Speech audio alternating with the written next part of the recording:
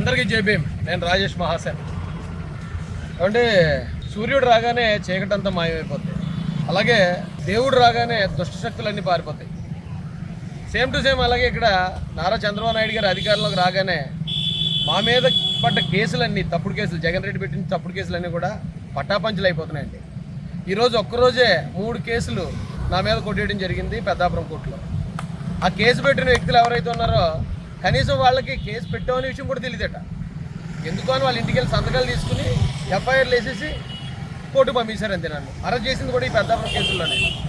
3 కేసులు, ఏ కేసుల్లో అయితే నన్ను అరెస్ట్ చేశారో, ఏ కేసుల్లో అయితే నాకు మొట్టమొదటి రౌడీ షీట్ ఓపెన్ చేశారో, ఆ 3 కేసులు ఒకే రోజు వచ్చి ఆ కేసులు పెట్టిన సంగతే మాకు తెలియదండి అని చెప్పి ఆ కేసులు పోవడం జరిగింది.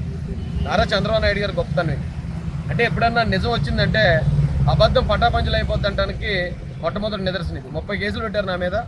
దాదాపు ఇప్పటికి 7 కేసులు 8 కేసుల్లో ఇలాగే వాళ్ళకి కేసులు పెట్టిన విషయం కూడా తెలియదని వాళ్ళు వచ్చి విత్డ్రా చేసుకోవడం జరిగింది. మిగతా కేసులు కూడా తొందరలోనే పోతాయి.